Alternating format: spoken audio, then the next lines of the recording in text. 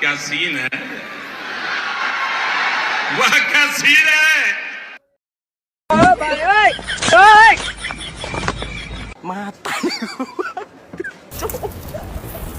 Matari gupai. पीछे देखो पीछे কে রে বা ভাইস্তি কাকা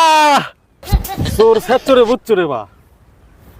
পুরা এলাকাটা একবার ভরি গেছে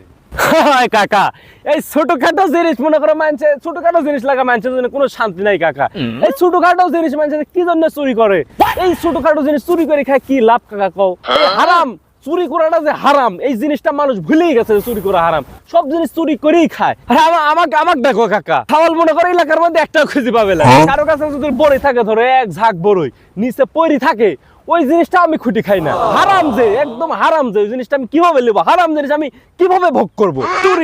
চুরি আমার পক্ষে চুরি করা কাকা ইম্পসিবল অসম্ভব কাকা অসম্ভব কারণ আল্লাহ তাআলা চুরিকে পছন্দ করে না চুরি একটা হারাম কাজ এই চুরির জিনিস তো হারাম জিনিস এই চুরির জিনিসটা যে আমি খাবো আমার পেটে যাবি আমি তো ইবাদত করবো ইবাদত তো কবুল হবে না কাকা হারাম জিনিস পেটে গেলে তো কোনোদিন ইবাদত কবুল হয় না এই আমার ইবাদত পুরো জিন্দেগির ইবাদত তো বরবাদ হয়ে যাবে কাকা আল্লাহ তো এটি পছন্দ করে না এগুলো তো হারাম করেছে মানুষ যে কি জন্য চুরি করে এই জিনিসটা বুঝেই পাই না কাকা তুমি কোনো টেনশনই করো না কাকা যে চুরি করবি তার বিচার আল্লাহ নিজ হাতে করবি কাকা তুমি এসব কোনো টেনশন করে না কাকা তুমি যাও কি করে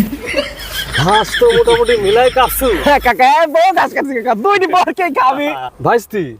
তোর বুস্তাখানা আমি একটু ঢালি দেখতে যাচ্ছি কেনা বুঝছো আরে কাকা গাছ ঢাললে গাছ আইরে যাবে কাকা তুমি বুঝো না কিছু হবে না আমি নিজ দায়িত্বে আবার তুল দেবো চুরি আমার পক্ষে চুরি করা কাকা ইম্পসিবল অসম্ভব কাকা অসম্ভব